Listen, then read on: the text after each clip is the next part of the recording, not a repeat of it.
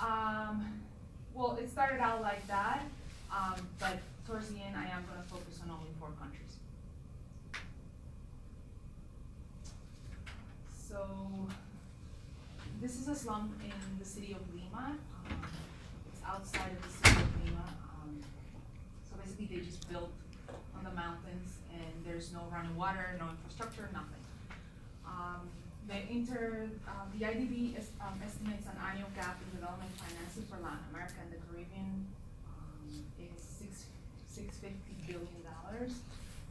59 million people live in dwellings that are either unsuitable for habitation or are built with poor materials.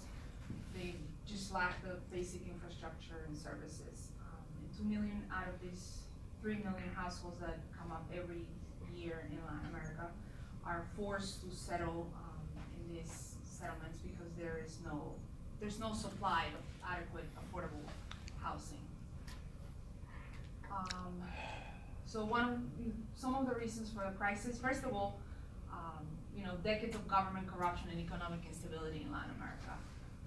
There's chronic shortage of capital to create adequate supply, underdeveloped capital markets, limited debt for real estate, and relative low penetration of private equity capital. So, and then there's a complete lack of affordable housing.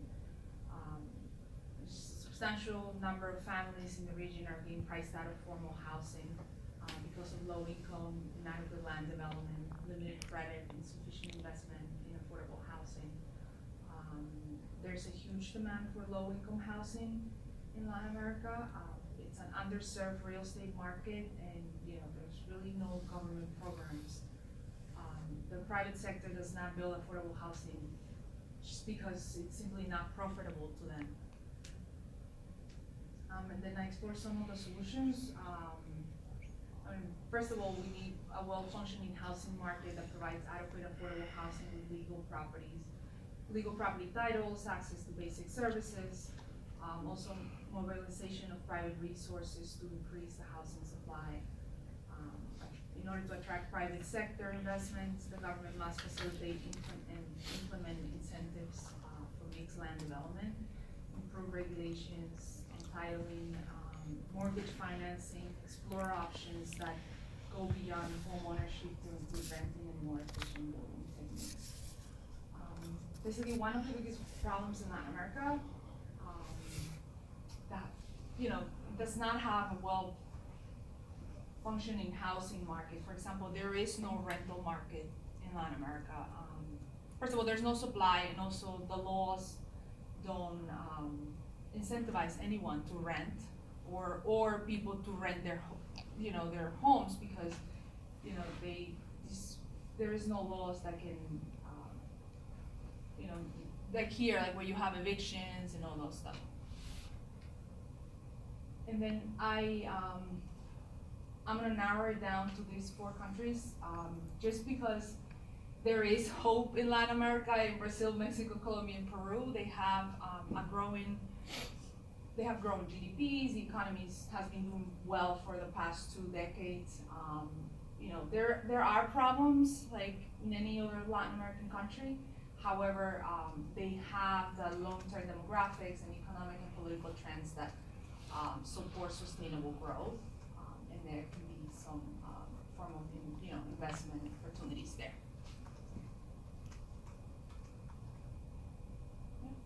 Okay, questions? What I would urge you to do is, instead of 4 markets, you will make this presentation and report richer if you focus on 1 or 2 markets.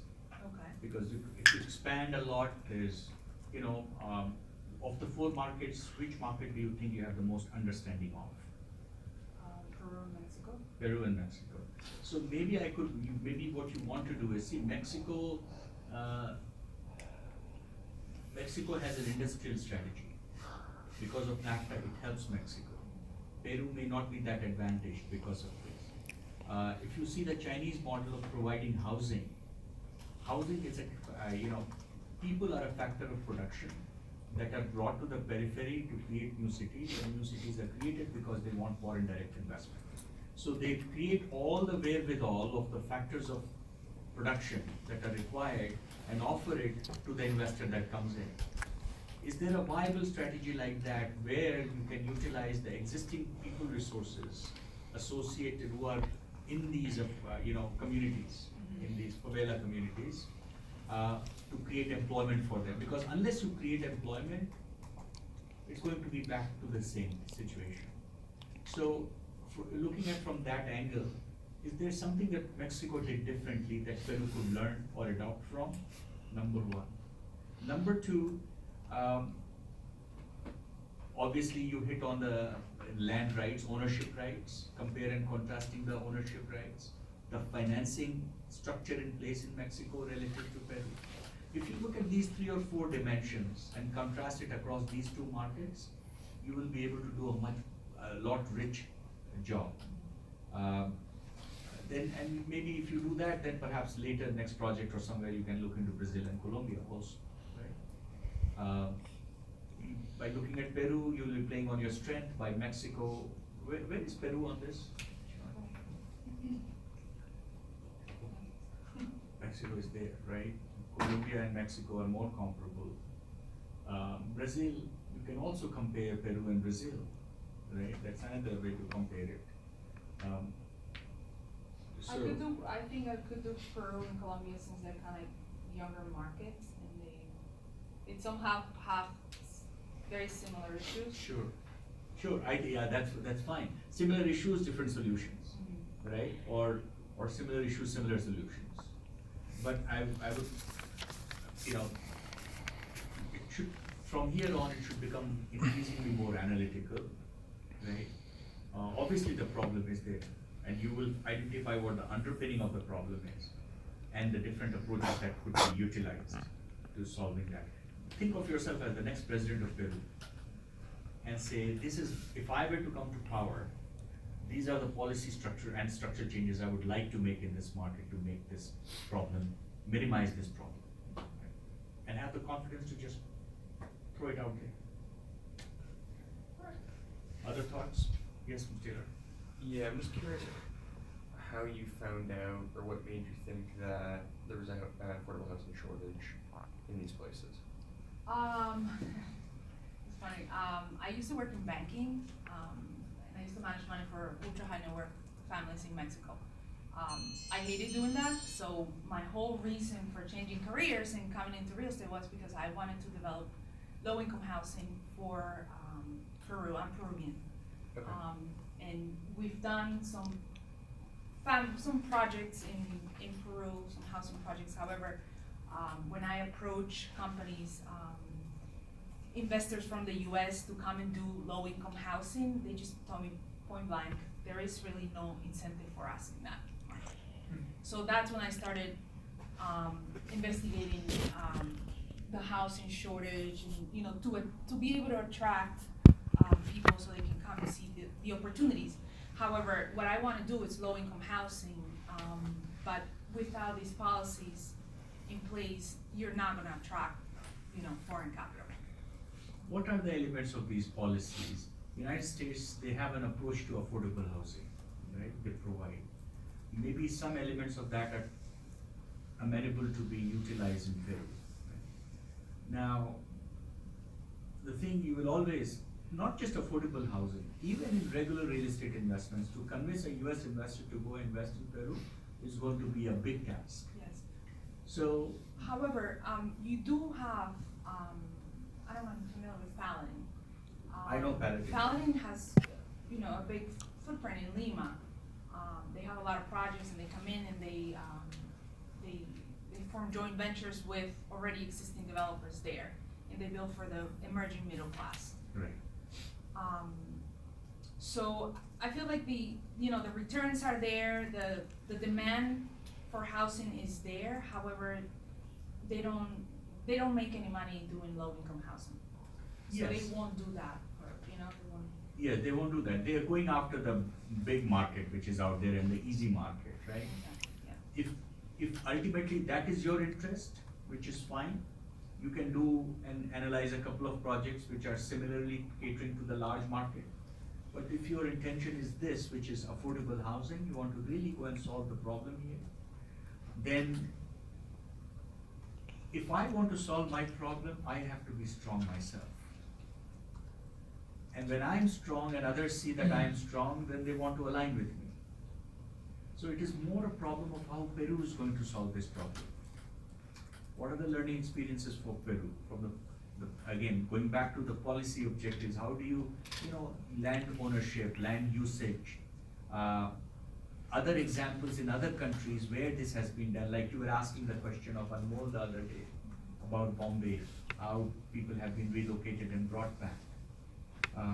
So maybe a couple of models and say perhaps these two models or one of these models are more appropriate to Peru, within the constraints of Peru, right? You can't, there is one approach to say, okay, I will redesign the entire policy structure in Peru.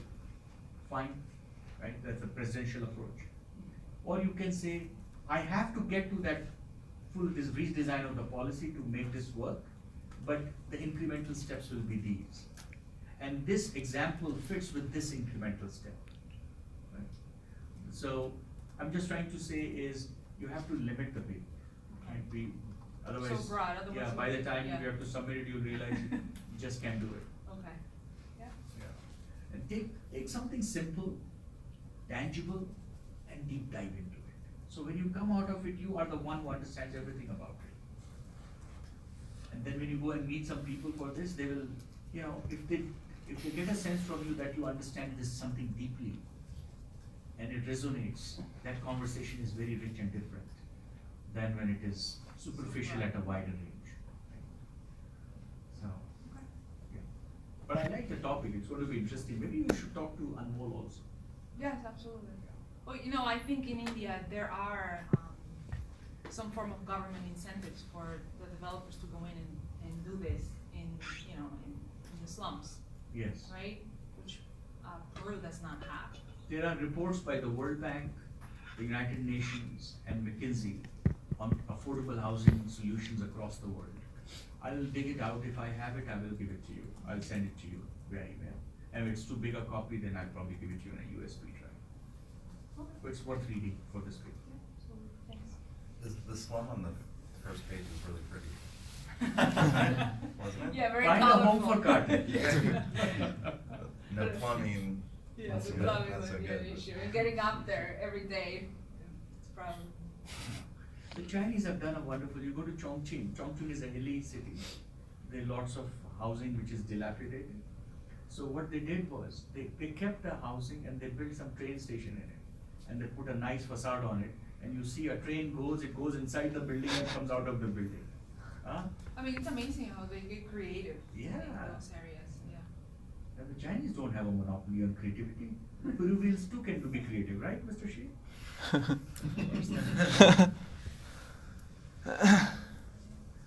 All right, thank you. 那个有一关闭站。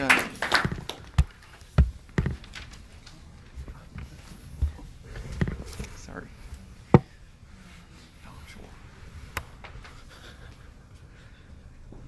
是我。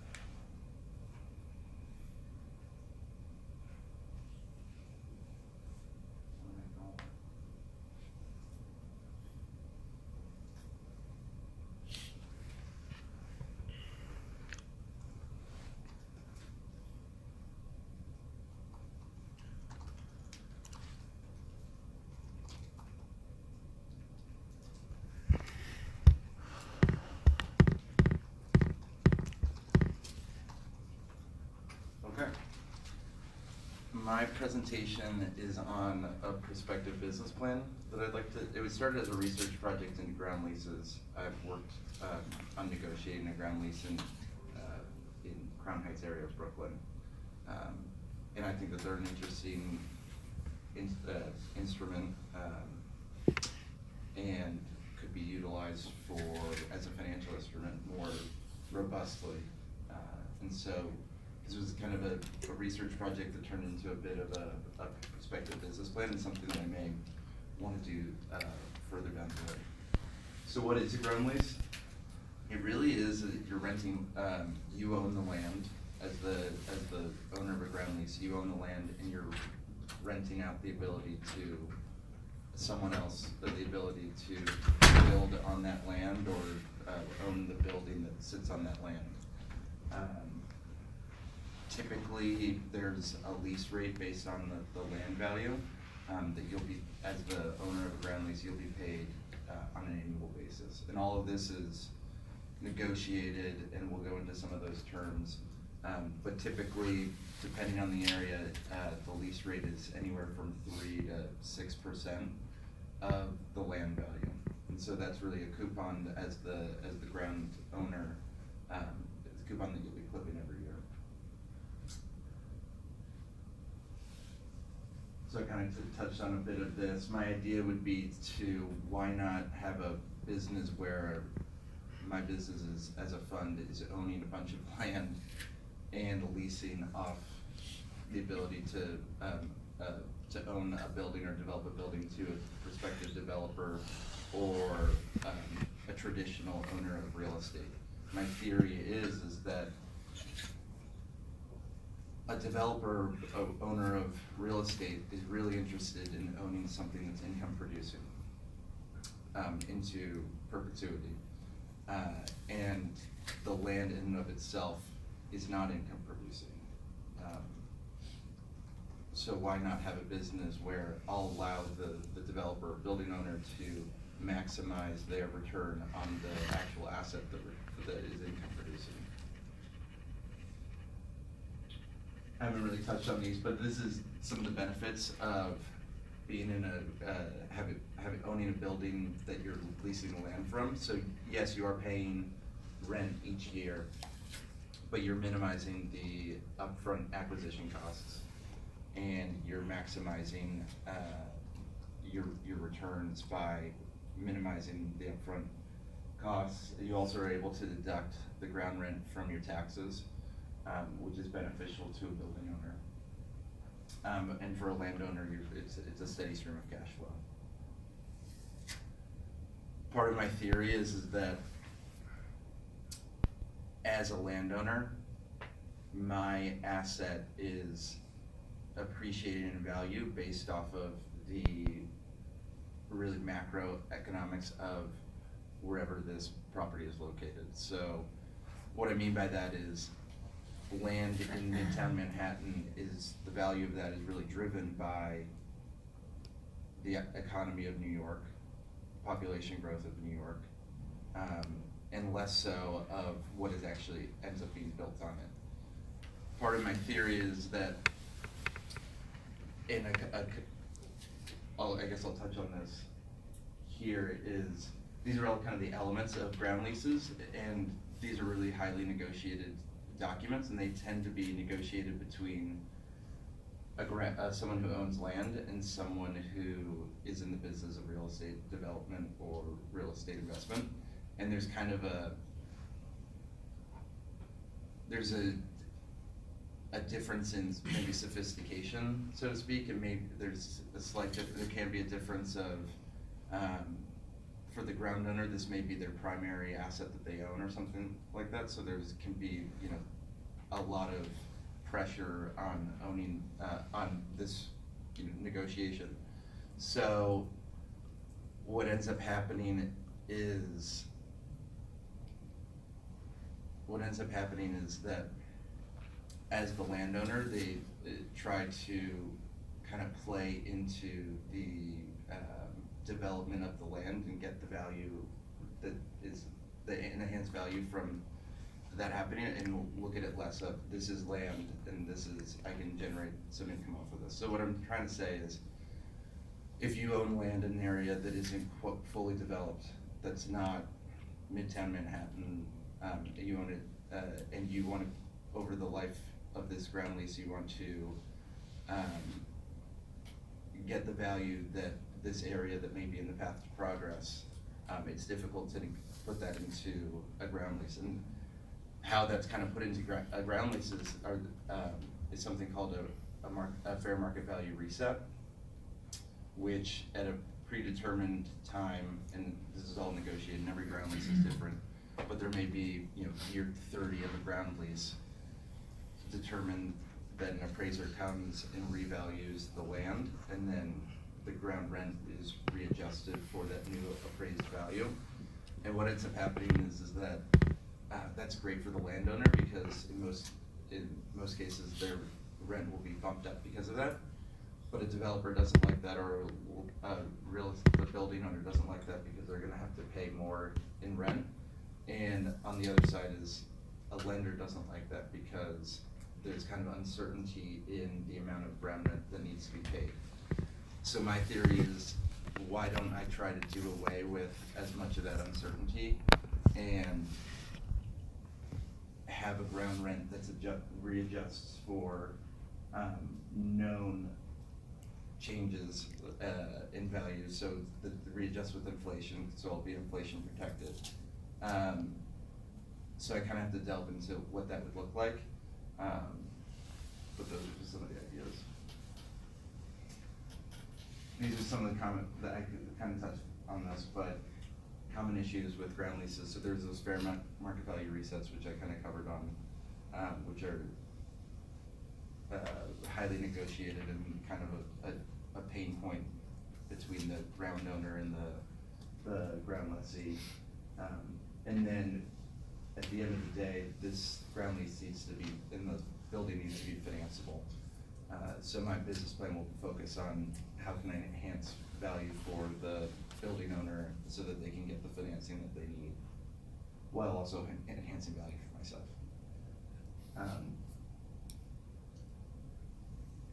Kind of investment criteria. I have to think this through, and I keep going back and forth, and I kind of touched on this, but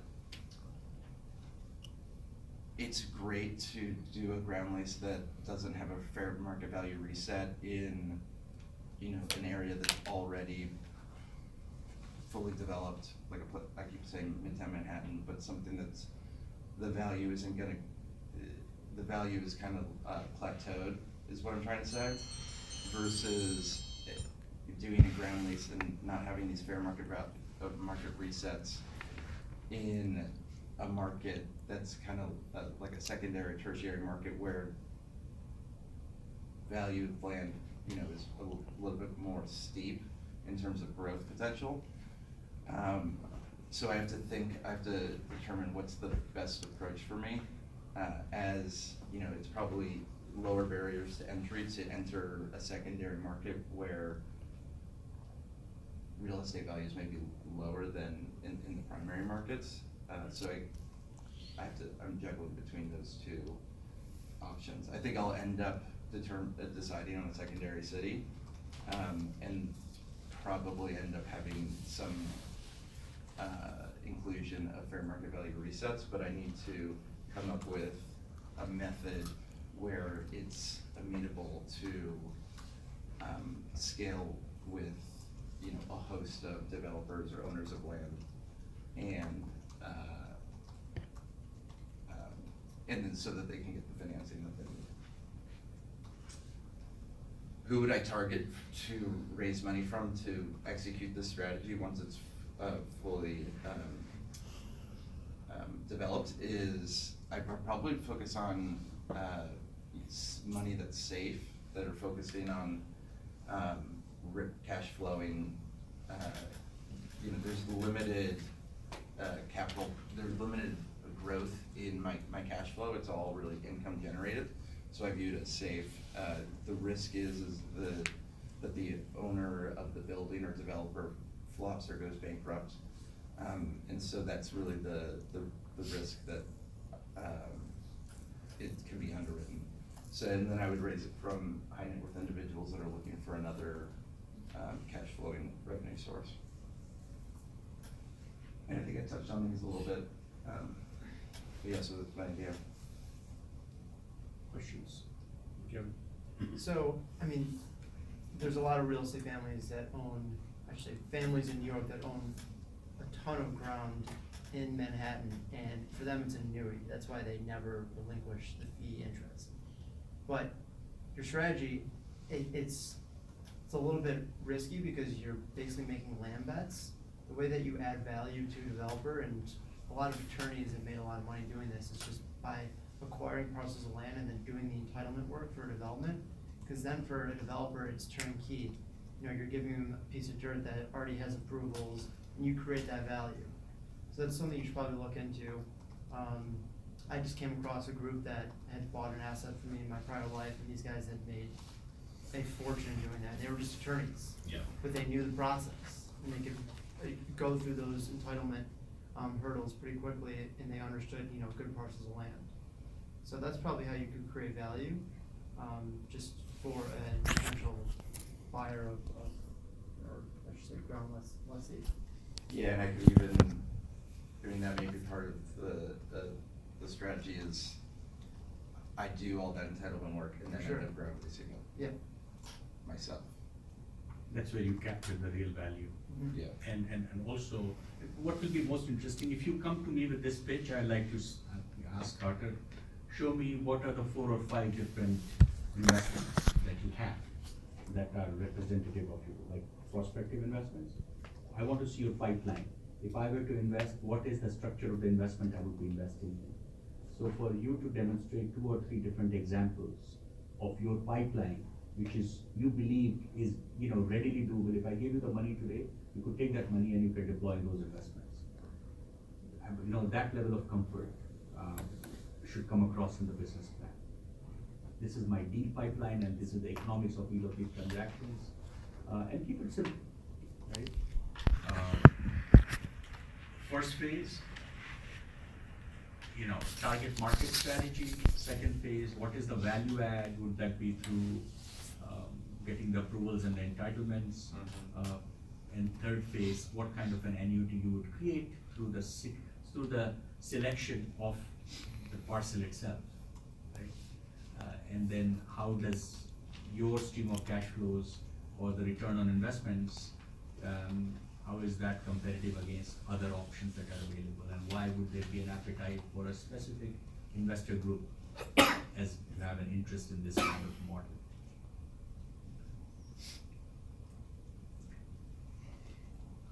Okay.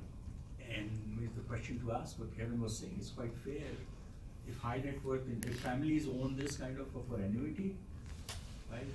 Maybe land annuity is a product that could be offered to pension fund channels.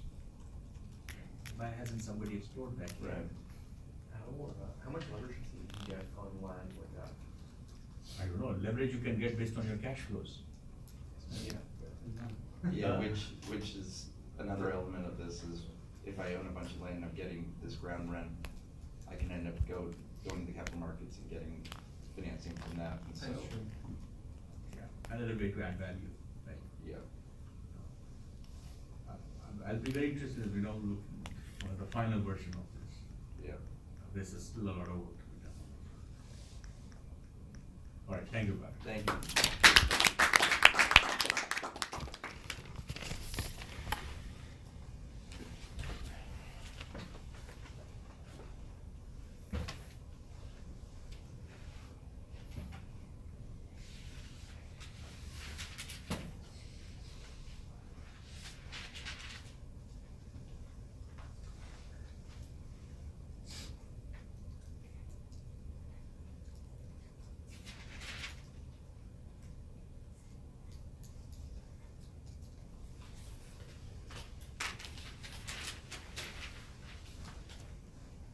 Who goes after this?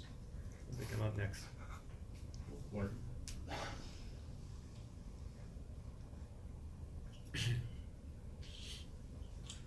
Hey everyone, so my topic is focusing on the driving forces analyzed for residential housing price in China and evidence from Shenzhen.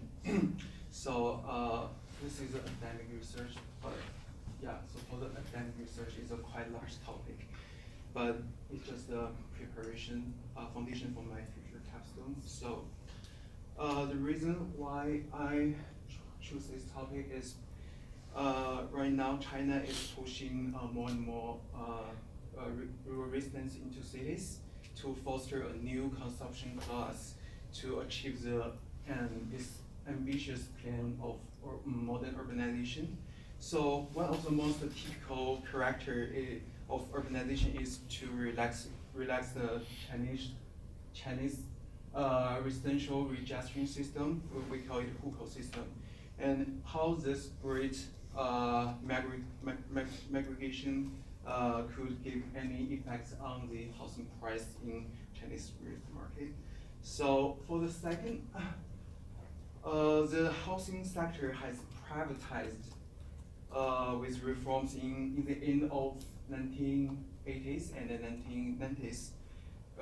So this transformation repeatedly promotes housing commercialization and accelerates the development of real estate industry in China. But for the international investors, they will say China is still a government-based market, and they have to consider more practical risks like transparency, like high-level debit of local government, more strict housing price regulation, limited purchasing order, especially in China. So how this factor differ in different cities and how they affect the local real estate market is the most concerned issues.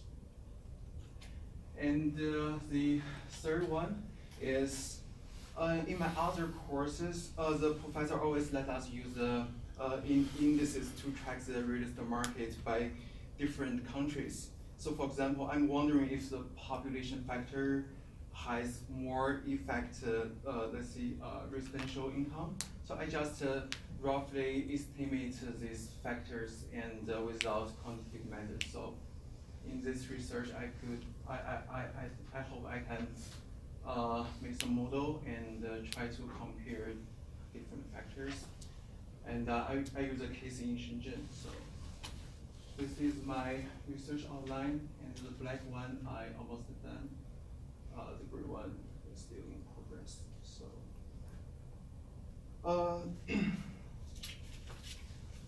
so firstly, I will give you the descriptive analysis in Chinese real estate market, and a brief literature review about factors affecting housing price. And I will select the key driving forces into the data correlation analysis. And according to the results, I compared Shenzhen's real estate market with 3 other typical cities in China, which are Chongqing, Beijing, and Ningbo. And I will talk more after that. So, and at last I will conclude the result and give recommendations to the international investors and also the Chinese government. Do you have a conclusion now? Not really. Not really. Yeah. So for the first one, I first summarize the different factors in demand and supply side. For demand side, demographics, real income level, labor force market, supply side, investment, land sales, and cost of construction material. And I will more focus on the demographics in this time. So all of these factors are not separated with each other. Actually, they are correlated with each other. For example, the migrant worker can have an effect on the construction cost, and the CPI inflation can also have the same direction of on the construction cost. And the literature review, I will analyze the different factors affecting residential price, and I will give you a detailed relationship between the land price and the housing price based on Shenzhen. And for the second part, I will choose. So this is just a primary selection. This is not the final outcome. And yeah, let's see. I will focus on how population grows. I will choose the, for example, population, migrant population and college graduates, and along with other explanatory variables. What are the independent variables? Independent variables, MIPOF, log, and not. Yeah, yeah. Migrant workers, okay. Yeah, and this is explained variable, it's housing price. Yeah, but, yeah, it's highly possible to be wrong in my first running because I don't have, I don't test them. So this is, most important part, I should be continuing. What I would suggest here is. Yeah. Instead of looking at the level of the independent variable and the level of the dependent variable, you may want to see the change Yeah. of the independent variable relative to the change in the dependent variable. Yeah, so that's why I use a log model, so, yeah. So after I run in the model, so all of this one, a percentage change. So, after the data analyzed, I picked the 3 other typical cities to give the comparable analyze. So each city has different demographics, have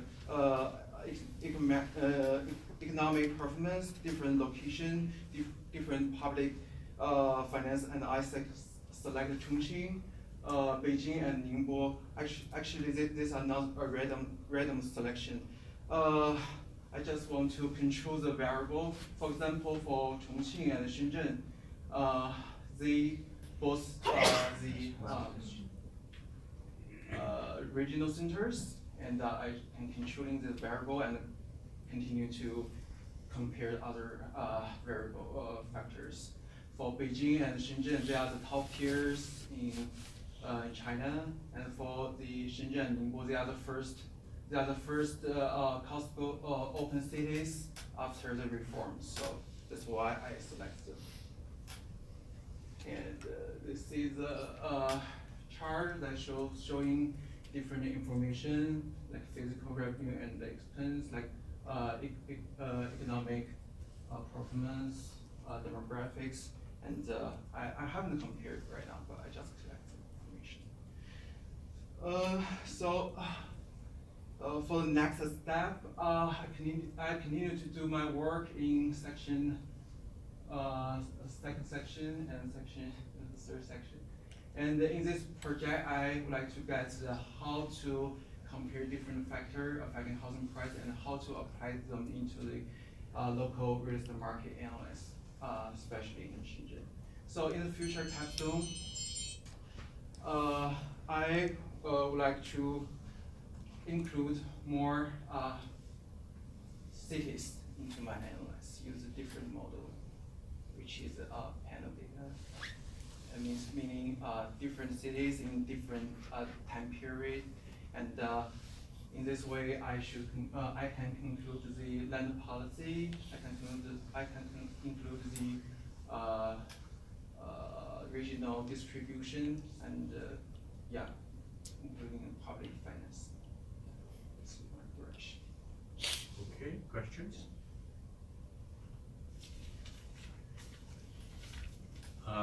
Obviously you want to keep it manageable, right?